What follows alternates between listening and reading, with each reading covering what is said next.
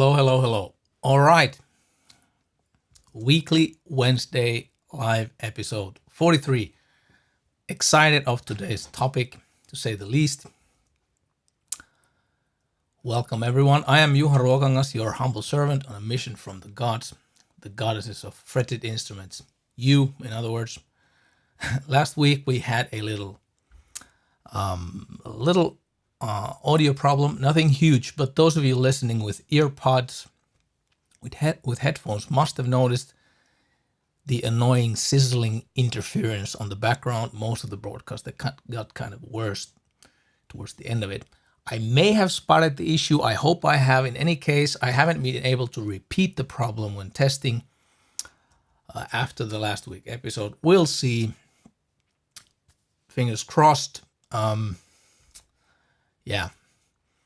So, in the last week episode, Eric Mansard asked in the chat if I have a theory on what the 59 burst magic is about.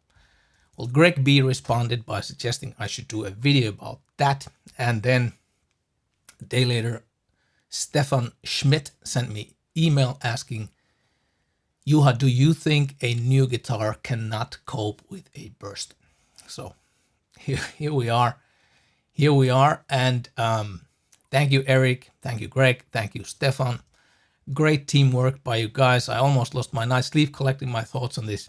So, the different perspectives, how to look at this question, how to understand better what the 59 burst magic is about, and whether or not that magic can be, injected into a new guitar. So, and I noticed that all the three gentlemen who have been affecting to my decision to do this topic today, all three of you, Greg, Stefan, Eric, you're all there, great, and all of you, welcome. I have a feeling this might be a long one, so let's see. Let's just dive in. So Gibson Les Paul. A little bit of a history lesson first, very brief one. Gibson launched the Les Paul guitar in 1952. Okay, maybe all of you know that. Not necessarily everybody knows. So let's just get climatized a little bit. 1952, Gibson launches the Les Paul model, and through certain developmental steps, improved bridge design, for example, twice actually, until they landed to the Tunematic design. The invention of the humbucking pickup by Seth Lover, the designer at the time at Gibson, the PAF pickup, as we commonly have come to know it later down the road. So we arrived to year 1958, because this is when the burst, Gibson introduced the burst color. Prior to 1958, the Les Paul guitars were either painted black or had the so-called gold top color on top, and then you could see a see-through color on the back. But anyways, so the burst color, 1958, and that is the recipe Gibson used then for making the Les Paul guitar in the years 1958, 1959, and 1960. And at its time, the Sunburst Les Paul, it was considered a commercial failure with low production numbers, low sales. A total of about 1,400 pieces, give or take, were made during that 3-year period. And the poor sales led Gibson to discontinue the model at some point in 1960 for nearly 10 years. So what does this mean? Well, it means the people didn't like the guitar. They didn't buy the guitar. It wasn't a popular choice. People went elsewhere. So that's what happened. So we are fast forwarding to our time, year 2021. And today, the Les Paul unarguably is one of the best known electric guitars in the world. And those original instruments from 1958, 1959, 1960, the ones that nobody wanted back in the day, they have become the most sought after electrics ever, selling for, let's see what they're selling for.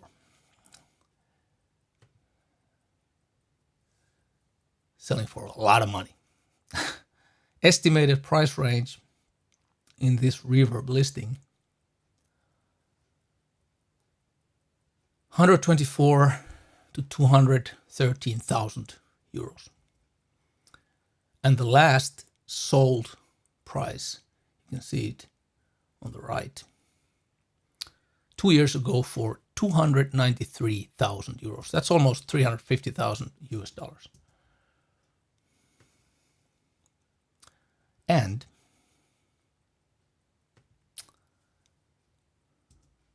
right now available on Reverb, this one. This would be yours for 340,000 euros. That's about 400,000 US dollars. That's what they're asking for right now. Wow. That's a whole lot of magic, must be, isn't it? Okay. So let's rewind back in history. We were briefly there in the 1950s. Gibson discontinues Les Paul model. And then we rushed back to the future, 2021, and we found out that the guitars are worth such sums of money. So let's go back a little bit. Let's rewind back to the following years after Gibson discontinued the Les Paul. What happened? Well, they went down in value pretty steeply. For example, this guitar here. Where do I have that guitar? I don't see the guitar. Let me bring that guitar from here.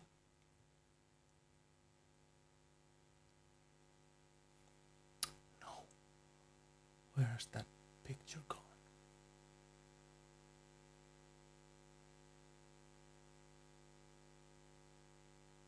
I can't find the picture I'm looking for. Too bad. So I'm bringing another picture of the same guitar. I'm holding the guitar. This one here. Well, it's the picture that you might have seen. If you're watching the YouTube, you've seen it in the thumbnail. That's the guitar. That was sold in Finland in 1967 from a well-established guitar store in Helsinki for 650 Finnish marks. 1967, 650 Finnish marks. That's about 100 euros, 120 US dollars. And in 1967, that was more or less the average market value, at the time for this guitar, a 59 burst Les Paul, 100, 150, $200. But come on, what about the magic? How come the dealers or the players, how come they didn't recognize the 59 burst magic back then in 1967? I mean, $120 in 1967, $400,000 in 2021. What happened?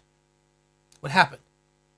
Well, the answer to that mystery, a lot of you guys, I can see there people who are very knowledgeable on the topic. So you guys make me a little bit nervous, and but at the same time, you guys know the answer.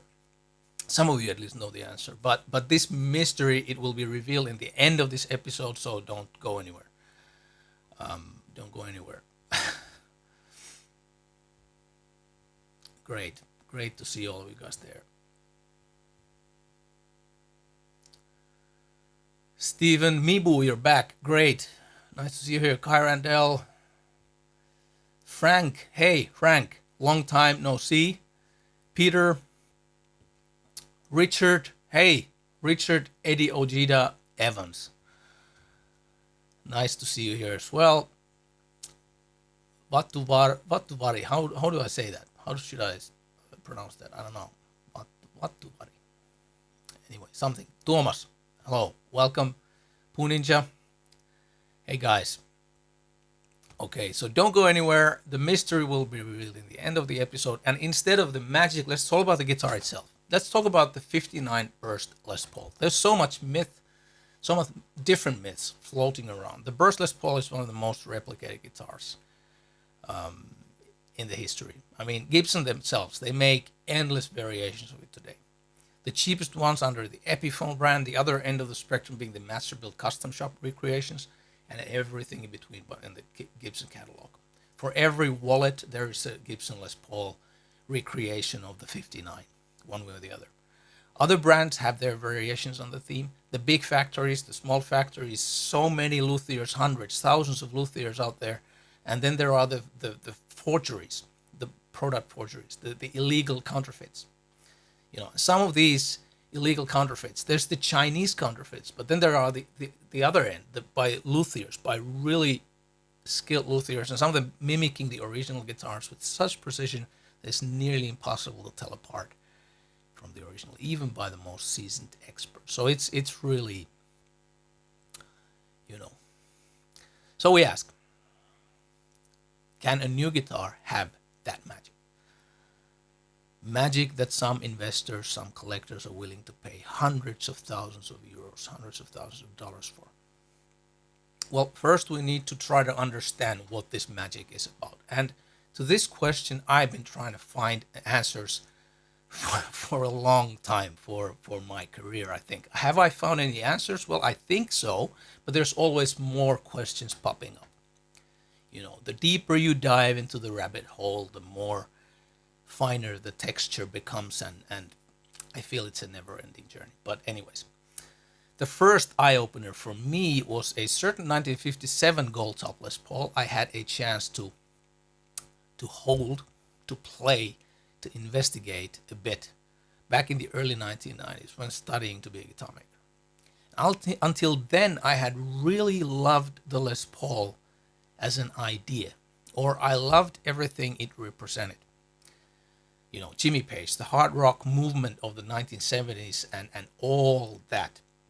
But the guitars I had tried in guitar stores, frankly, they were disappointing until the 1957 Gold Top. That guitar was different. It was light, it rang loud, unplugged. It was a different animal, an inspiring guitar. And so I came to learn that this was the way they were designed to be back in the day. And when we see what we see in the stores today, the guitars, they may look the same, but the spirit, the magic, if you will, it's not necessarily present. It's not necessarily present. I mean, it's hard to find. It's hard to pinpoint it. What is it? But a lot of the newer guitars by Gibson are different from the old guitars for a lot of reasons. I've covered this topic, I think, on other videos. We've talked about mahogany. We've talked about how difficult it has become for large manufacturers to find that same lightweight mahogany that it tended to be, or mostly was back in the day. And when the production numbers have grown so crazy as they did when Gibson reintroduced the Les Paul the end of 60s and so on, it became a very popular guitar for them. And yeah, so large production brings its own challenges to anybody. So it is a huge challenge for a factory to face a huge demand for a product. And they have to, instead of making a few hundred, they have to start making thousands and thousands. Things change. And maybe even priorities change. What do I know? So, anyway, I had that experience of the 1967 guitar. So off I went, founded my business in 1995. I started designing my first guitar. I found Spanish cedar. I found Arctic birch, the two things that became some of the fundamental ingredients of what my guitars sounded like. With the gut feeling of, this stuff that I'm making my guitars out of, this is something similar to that 1957 Gold Top. It rings loud, it has the chunky mids, it has that inspiring vibe to me. That's how I felt when I was making my guitars. And then fast forwarding another 10 years, and I began designing the unicorn guitar.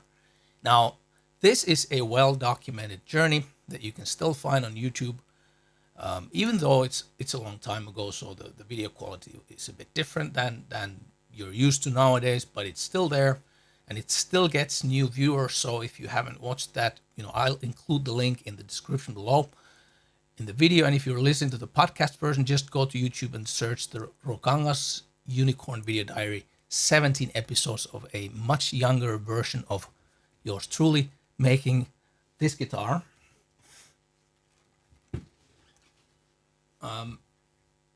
And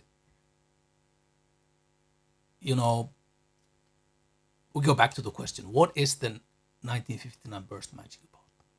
Can it be conjured? Can it be injected into a new guitar? Well, let's face it. Most of us have never held a 59 burst in our hands.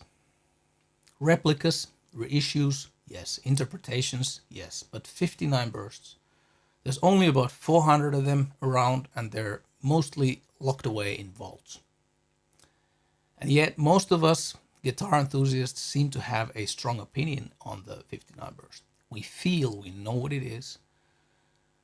And the fact is, however, that most of us haven't tried the actual 59 burst. There are the experts who have had the luxury. They've had the luxury to experience a large number of 59 bursts when evaluating them at, say, Aaand Guitars. This place. Where is that? Here.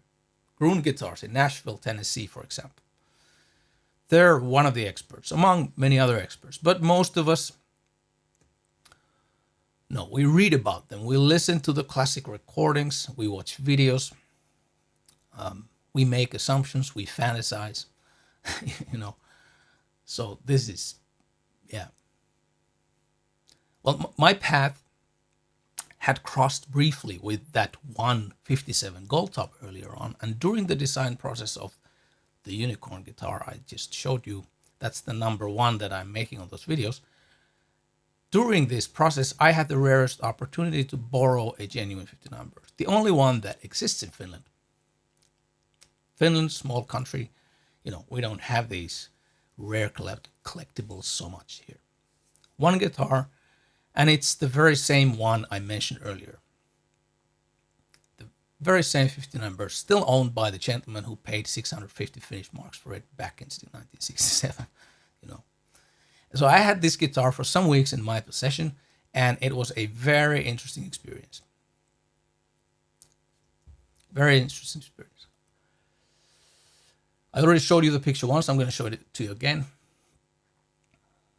Just to hold a guitar of such value and such, mythical aura around it.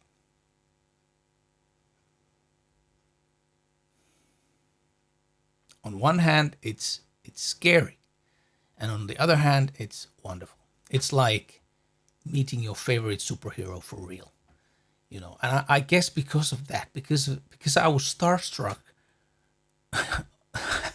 holding the guitar, something must have been going on in my brain, pheromones or what, something hormonal, I don't know. In any case, the emotional reaction, the psychophysical unbalance that affects to such an experience, How do you judge something like that? How to tell what it really is when my pulse is racing.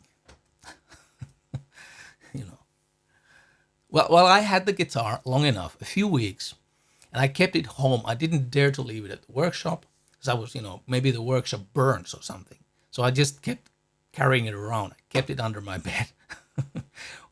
I had the guitar long enough so that I momentarily succeeded to forget about the myth, forgot about being starstruck, and I just noodled with it on the couch like I do. And yeah, that particular 59 burst, it was a great guitar. The sound was very sophisticated. It was well matured, gentle even. Very inspiring, balanced, soft but pronounced mids, like I don't know, like well-aged XO cognac or something, like as a metaphor. Compared to Jack Daniels, which is like raw fire to your lungs, and then the velvety softness of well matured cognac or single malt. The feel of the guitar, well, it was well played in, to say the least. It was comfortable. I would use the term very friendly guitar, a very friendly instrument to hold, to play. It was very inviting to play. Okay, so that was my experience, briefly explained, of that particular guitar. But how to know it's real? How to know it's real? Maybe it was just me. Maybe it was just me not being able to see the past that large sum of money it was worth. I mean, something worth so much, it has to be great, right?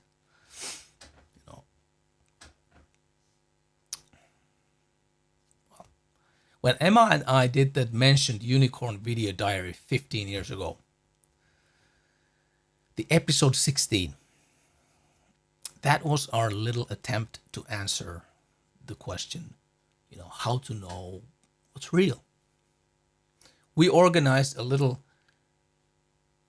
comparison, ABC test, a Tonefest, where two professional guitarists, Saku Mattila, Marko Karhu, great players both, they played the original 59 burst, and we had a couple of Gibson custom shop reissues, an R8, R9, and we had my unicorn guitar, serial number 1. We had the number 2 there as well, but I can't actually remember this being played on those videos.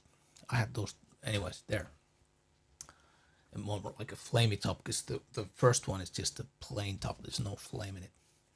It's too flashy for my personal use. And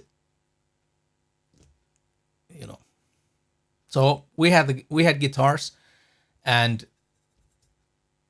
let me show you the group of people. I think I have that. Yes, I have that picture. Great. This one.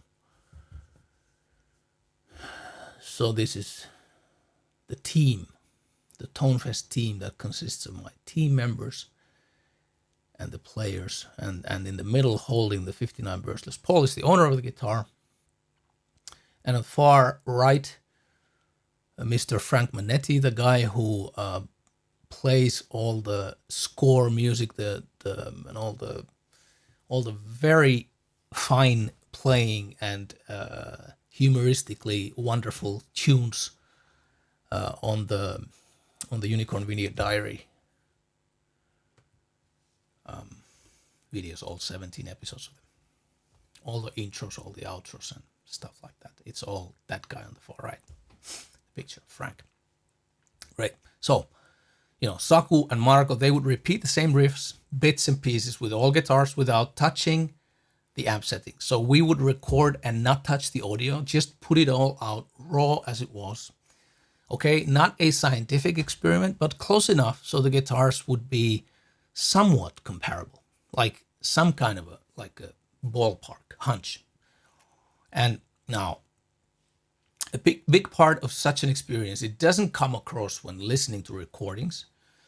No matter how great your speakers are, it doesn't even, come across when being in the live audience, because only the player can have that whole experience. Because it is that relationship between the player and the guitar that ultimately, finally tells the most. So this is still all subjective. It's biased by our expectations, our preferences, and so on. But it's something to reflect upon, something to just, a vignette of how you can maybe look at it. So let's listen to a few short samples from those sessions back in 2009. And if you have headphones, if you have good speakers, you'll hear more. You'll hear, well, you know how it is. So let's listen to these and see what you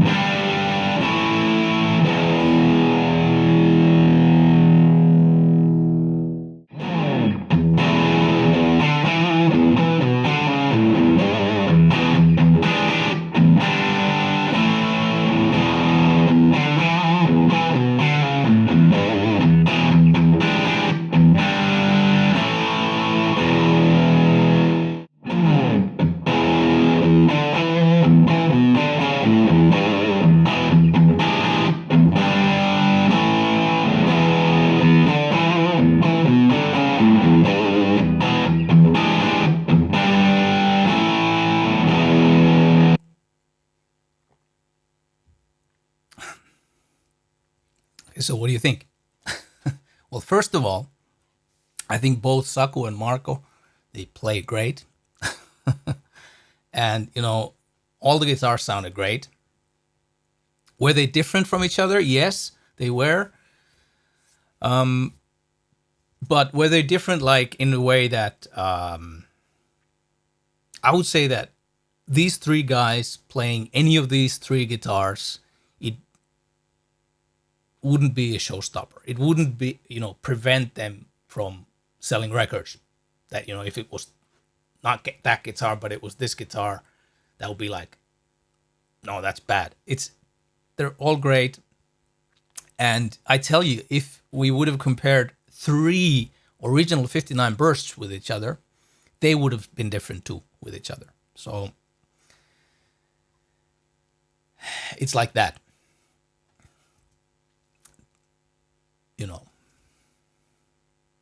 To start picking up the detail on the recordings, sure, you need to listen to with decent headphones or good speakers. And come on, this is the quality, the video quality. It's not high definition, whatever, but it's a ballpark something. And you can leave your comments down below, what you thought. The original Tonefest video, it's about 9 minutes long. I'll leave the link in the description. It's already there. And to podcast listeners, go to YouTube, look for Ruokangas Video Diary Tonefest. You'll find it. Watch the original video to find out what other people's thought, because there's lots and lots and lots of comments by people, what they thought. And the players, Saku and Marco, they also gave their verbal statements that show towards the end of the original video. And I'm not going to start analyzing. I can see that you guys are already there, and I could dive in with you there. But I'm not going to start analyzing those clips right now. I'll just say that it's quite interesting to me that the 59 Les Paul and the custom shop Les Pauls, they were made by Gibson, obviously, mahogany with maple top, whereas the Unicorn is made by me here in Finland out of Spanish cedar and birch. I mean, It's not made of the same materials. It's a different guitar, but the unicorn kind of should be the most different of the bunch, I think. But well, you can make up your own mind. And now, however, looking back, 10 years ago, was it 15 years ago we made that stuff, almost. Well, I like some guitars more than others, like we all do, and the 59 burst, I did like it quite a bit. It made a long-lasting impression. So in that regard, I would say for me it felt like a magically wonderful, great instrument. And I don't know how much hormonal unbalance there is to distort my view on that. And this one here, well, it's my main guitar that I play a lot, and it inspires me to play more. So it's for me personally, it is a magical instrument for me. What that means to you, I have no idea. It's all subjective, really. In any case, there's the other kind of magic we haven't talked about yet. The one I referred to in the beginning, remember? How can a guitar become worth $400,000 when it was worth $120 50 years earlier? And, listening to those video clips, no, I can't say that I found, an unambiguous answer by listening. Or even playing years ago, feeling the 59 burst myself. It just doesn't explain the monetary part of things. So we need to look elsewhere for that. And for that purpose, I will tell you a little bedtime story now. To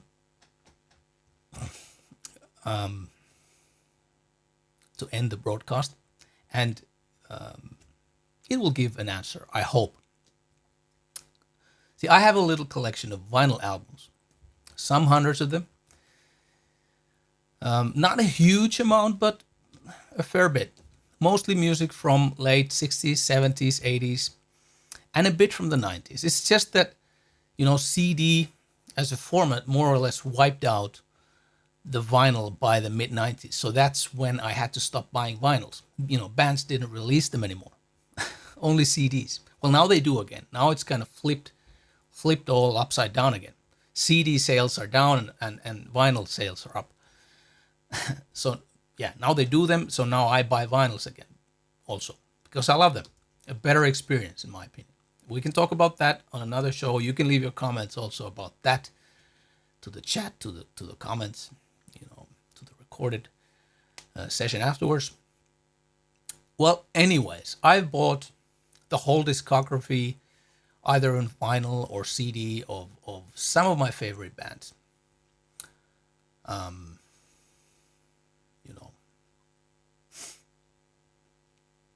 And one of those bands is Black Sabbath. And now this particular one here, this album, maybe some of you recognize it. It could be that not all of you recognize it because it's not one of the classics, not one of the legendary albums. It was released in 1994. 3 members from the 70s era Sabbath, Tony Iommi, Geezer Butler, and Geoff Nichols were on the album. Bobby Rondinelli in drums, Tony Martin vocals, and the title of the album, Cross Purposes. Well, the music on the album is not bad. It's not bad, but let's face it, it's not among the best recordings by the band called Black Sabbath. It's not the best, one of the best. I don't know if it's the worst, but I think even the worst of Black Sabbath album was pretty good. So I'm not a very good judge for that. But when I look at Discogs, do you know what Discogs is? Discogs is a platform for crazy people like myself, record collectors that is. I found out that there's one copy available of the album Cross Purposes. Only one available. Let me show you that.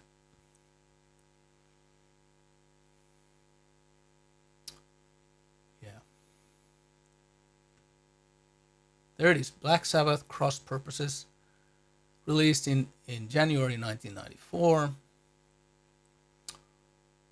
And there. Oh, wow. 600 euros. Doesn't ship to Finland though. No problem. Finland already has a copy of that album. Okay, so let's see. I paid 5 Finnish marks back in 1994 from the discount box, because nobody wanted vinyls at the time. So 5 marks, okay, it's about €1, right? In 1994. In 2021, I might get up to 600 euros for it. Okay, so that means, wow, it's 600 times more than I paid for it. 600 times more.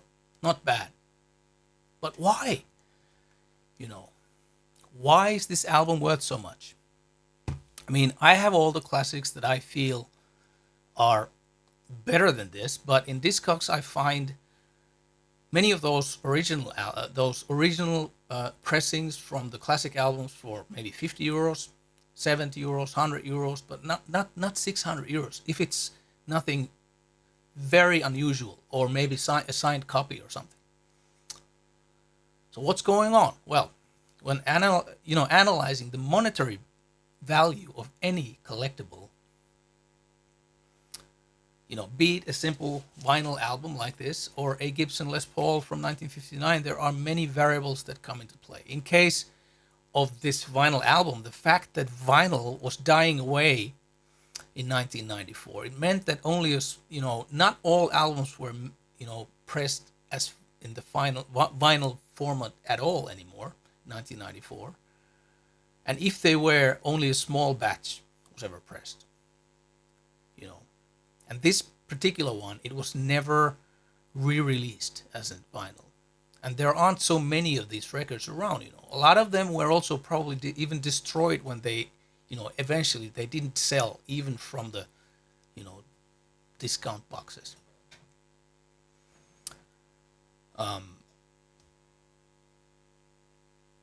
So it's a true rarity in vinyl format. It isn't on Spotify either. And the music, I mean, it has its own charm too. Is the music on the record worth 600 euros though? I don't know. How can you evaluate music? Well, is this record, this physical item, is that worth 600 euros? Yes, it is, ladies and gentlemen. It is worth 600 euros when somebody pays that money for it, and it will be worth more when time passes. That's the way collecting valuables works. And in case of the 59 burst, there's only about 400 of them, and out of those 400, some of them, the headstock has snapped off and has been repaired. That's a given. Given that construction that they have had already then, still have, some of them have broken and they've been repaired. And some have been refinished or modified in other ways. And these pieces, either modified or repaired, they're not quite as valuable, but simultaneously they raise the value of those that are all original and unspoiled. In addition, to the sheer rarity, of course, the 59 burst is an icon. I mean, it wasn't yet in 1967. That's why it wasn't recognized. But since then, Eric Clapton played one with the Yardbirds, with John Mayall and the Heartbreakers, with Cream. Jimmy Page played one, Jeff Beck, Peter Green, Gary Moore, Duane Allman, Pete Townsend, on and on and on and on, an inseparable part of the rock music revolution.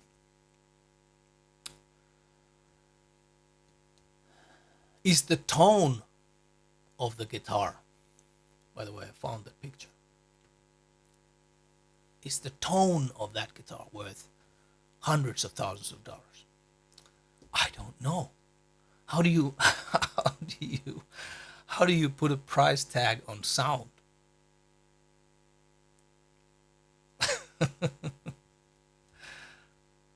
I don't know how to do that.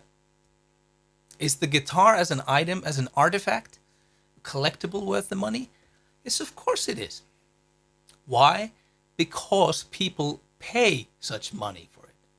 It's an agreement. The value is an agreement between human beings. It is a much more secure investment, by the way, than stock market. It's like any valuable collectible. Other reference could be vintage cars, as long as they're vintage enough. My old Toyota Corolla, I'll be damned if that car will ever become a collectible. But, you know, yeah. Or wristwatches, art, jewelry, you name it. You know. Or how about a question from a little bit more philosophical perspective?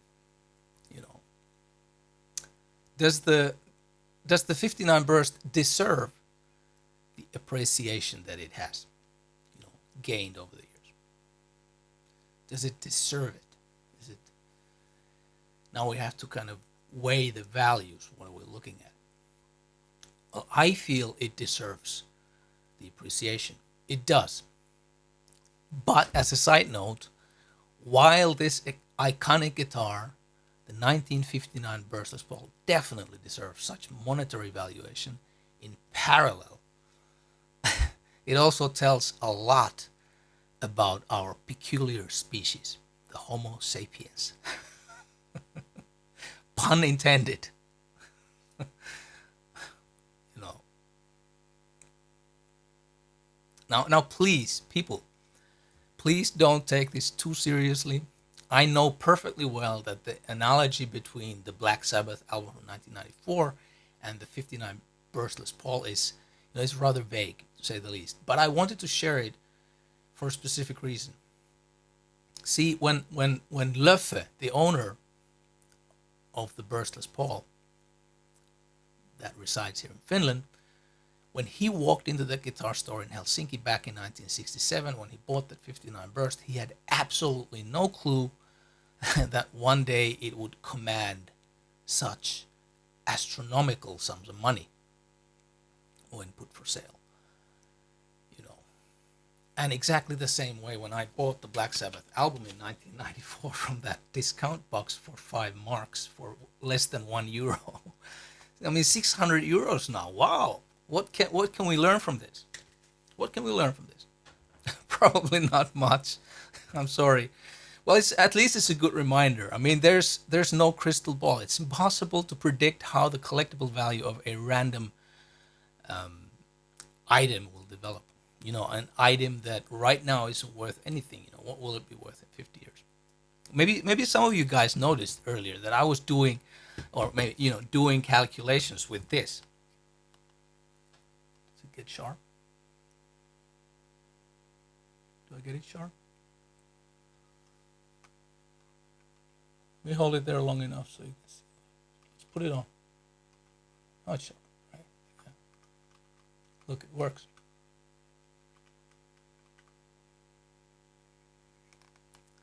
A miniature electronic calculator made in Japan in 1973. It's all original. I have the original box, you know. I have the original, the other box. I have the manual, I have everything. Near mint condition. What is it worth? The Kovac Beetle LE, what was it, 808P. I don't know, but the manual is very cool. Look. Do we get it sharp? There. Touch C, enter 16. Touch plus, enter 8.3. Touch plus. Wow. I don't know. Maybe I'm sitting on a treasure here. you know, I've been also checking the time from this, this manual wristwatch made in the USSR in the 60s.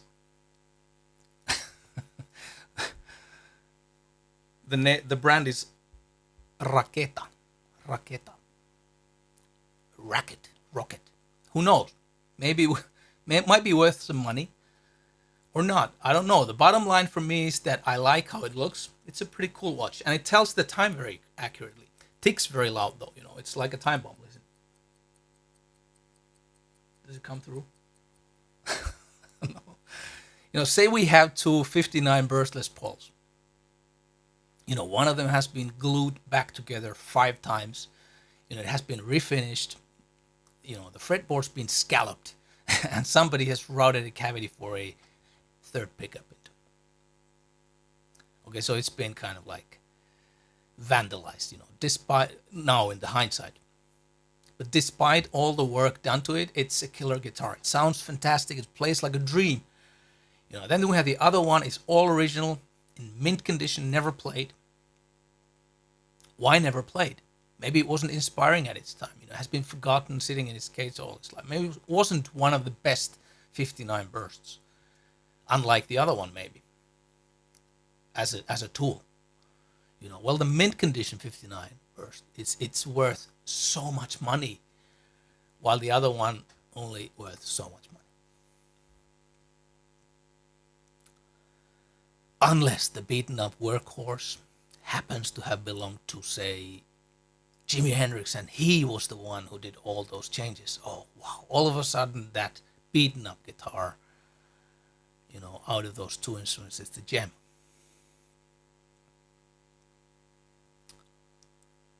Yeah.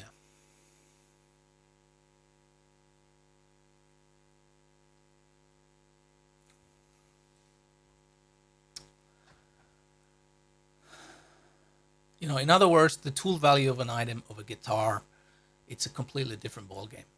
It doesn't necessarily correlate at all with the monetary value. Not necessarily correlate at all.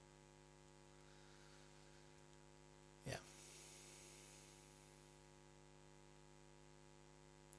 I'm gonna look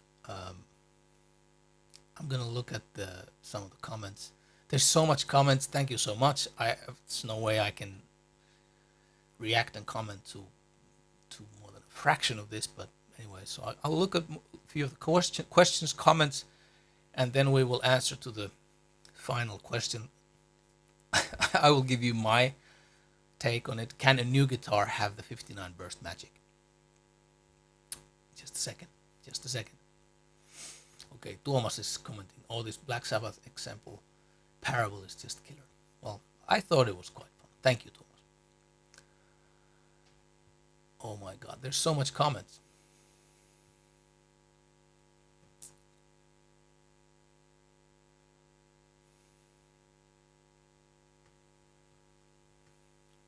Roots Music and More asks, pickup difference, does that make any sound variations in those guitars other than woods? Of course. I mean, this is the thing, what I said, it's not a scientific test.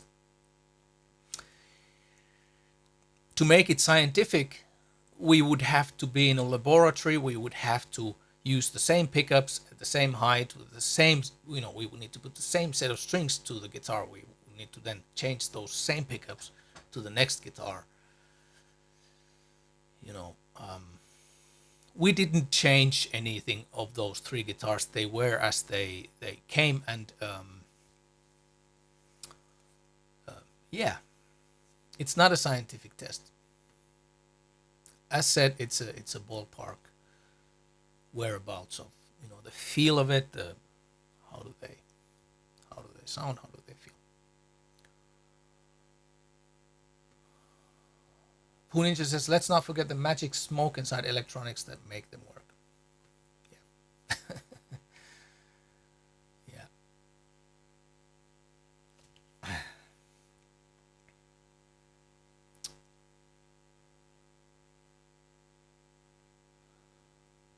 Okay, great comments. Thank you, Stephen.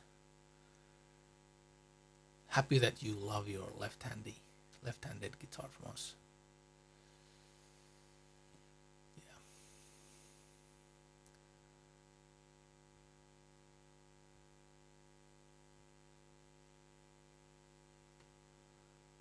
Frank Diamond most likely commenting the 59 burst, not unfortunately my unicorn guitar.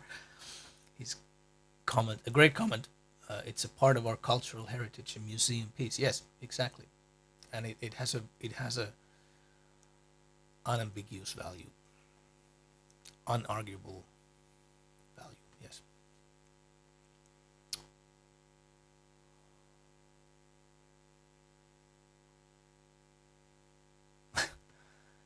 Cecil, Toyota lasts a long time. Yes, it has lasted a long time, but it's kind of getting towards the end of it, I feel. We'll have to see about that. I haven't looked at the value, how, probably it's been coming down steeply, but maybe it'll start going up again when we wait long enough. And when it's, beaten up enough. It's after all owned by a famous Finnish guitar maker. Like, you know. Wow.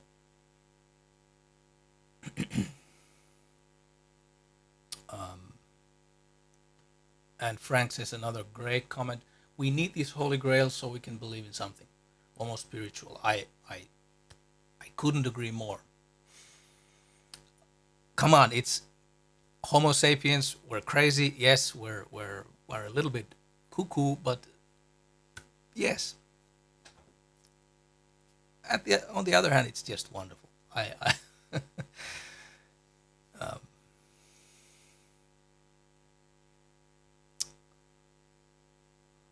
why Frank? Why are you talking about my underpass? Now I lose you.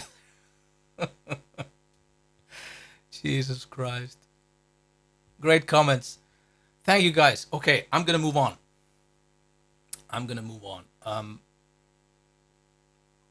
So, there's coming more. Wait, I'm not gonna move on. Okay, let's bring this one on. Jason Butler says, my guess is the magic of 59 Burst is the confluence of mainly three factors. One, great mahogany maple harvest. Two, great design with loose QC, lower output PAFs. Three, psychology.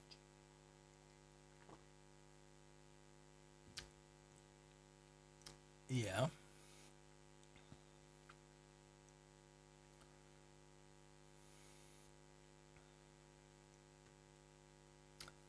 It could be. I would need time to chew that all that information. Was a lot of information in that sentence right there.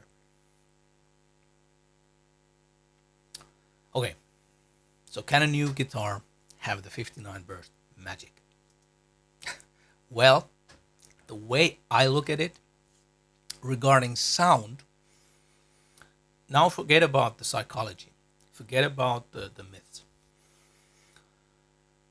Regarding sound, regarding feel, yes, a new guitar can have such magic. Hands down. Regarding monetary value,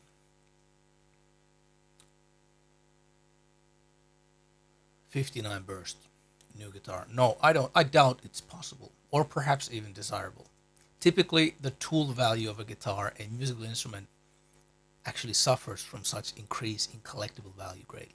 When a guitar becomes so prestigious that one doesn't dare to play it anymore, and it's locked into a vault. The tool value kind of doesn't vanish anywhere, but yeah, it's questionable in some ways. So luckily, it's only these rare artifacts, these museum pieces, as Frank phrased it, that are locked away, and there's plenty of fantastic guitars left for us to play, because at the end of the day, it's about music, right? So finally, the actual question, I think, is, what magic do you want from your guitar?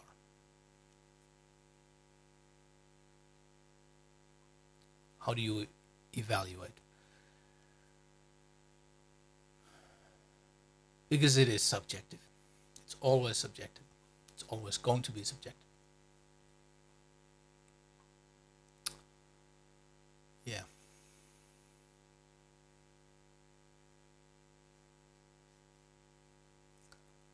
Okay, let's bring this one on. David Farmer says, Tonefest support did a Spanish castle issue evaluating many 59 bursts. Only a few were magic and some weren't so great. Well, this is the truth, of course, and that's why I earlier on I have read this also, and it's been done multiple times elsewhere as well, and that's why I was referring earlier on only to my experience. I have very limited experience. With these vintage guitars. I played that 157 Gold Top Les Paul the early 90s. I played that 1959 during those few weeks. That's the guitar I have the best experience of, and then occasionally during my trips to the United States, I have clients who own some of these instruments. JJ French, living on Manhattan, New York. I visited him. We played some of his vintage guitars from the 50s. Pauls, and so I have some experience, and these guitars that I've played, they've been great guitars. But I'm aware of it that there is, of course, the variance. There is definitely, and there must be. It was, after all, it was, even if smaller production, it was still a factory-made guitar, and that's the typical, let's say, phenomenon among factory-made instrument. The bigger the production, the more it tends to be that it follows the bell curve. You know that there are some really exceptionally wonderful instruments, then there are some unfortunate ones, and everything in between. And with the modern technology, certain factories have been able to squeeze that bell curve not completely flat, but nearly. They have some factories have excellent quality control, so the guitars are within certain specs nearly always, and I guess that's a good thing. Maybe you lose the best ones, maybe you lose the worst ones, and you have a lot of the, I don't know. I haven't played all those instruments. I can't say.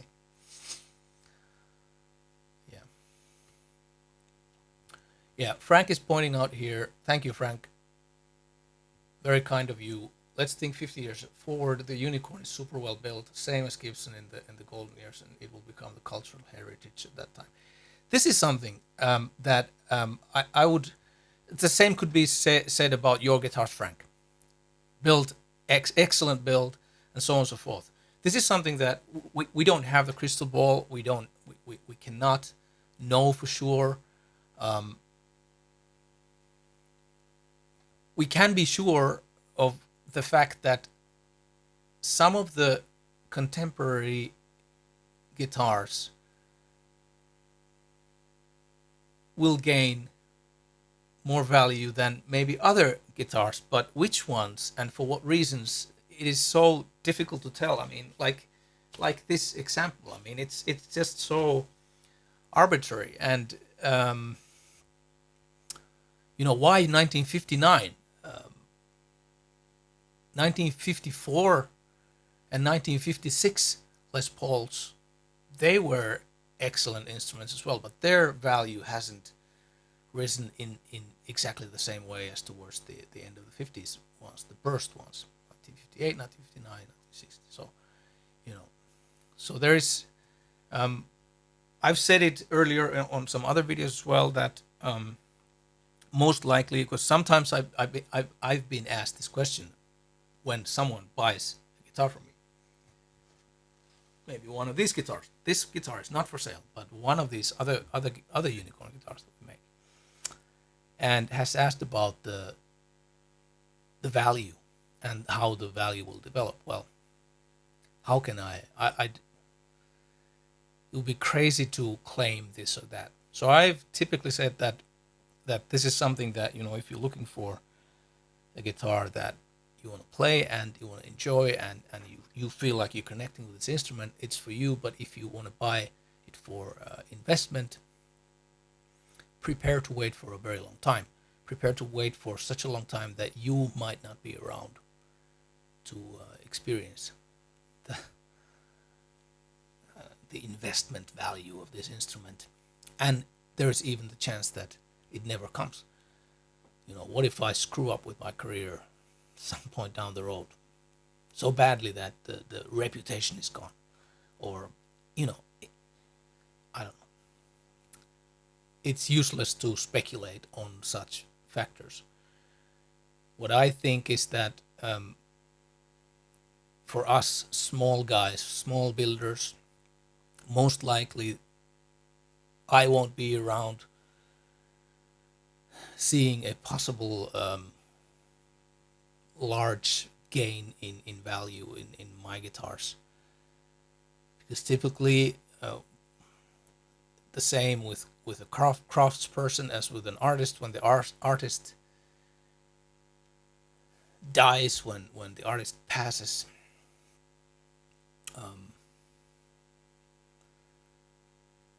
that's when something might happen. It's unfortunate, but I mean that's often how it is. So,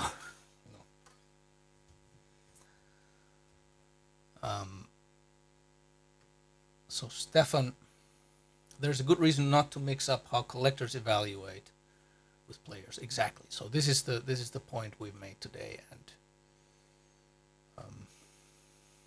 end of the speculation, and let's end to this futuristic cool idea with Greg. I want to travel to the future and know the fate of Juha's first unicorn. That would be cool. Greg, let's do it together. If you could call maybe call around and find the DeLorean that the DeLorean from Back to the Future, and so we could try. Yeah, so let's do it, ladies and gentlemen. Checking from my Raketa watch from 1960s, built and made in the USSR, that the time it's past 10 p.m. here in Finland. Ladies and gentlemen, seems I strayed a bit here and there from the actual topic this time, and the clock it's ticking, and maybe there's still one or two of you who made it all the way to the end. Thank you for that. For everyone, do spread the word to those who you feel might enjoy the broadcast, and then there's the down there's the like button, there's the I don't like button, and also the red subscribe button. All those options for you to consider. Looking forward to the next time. Thank you so much. Thank you so much for your support. Remember to take care of your loved ones. Be well. Stay safe. Peace, love, and good music.